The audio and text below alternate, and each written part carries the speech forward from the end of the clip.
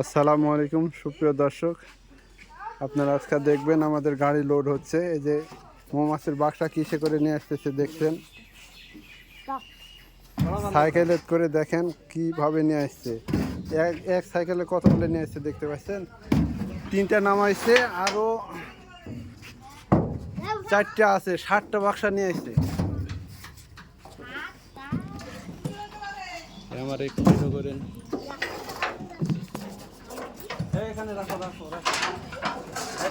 এই যে আমাদের বড় ভাই নিয়ে যাচ্ছে, তার সাথে পিচি ভাই নিয়ে আছে। দেখেন, এই যে আমাদের আরেক চাচা আছে।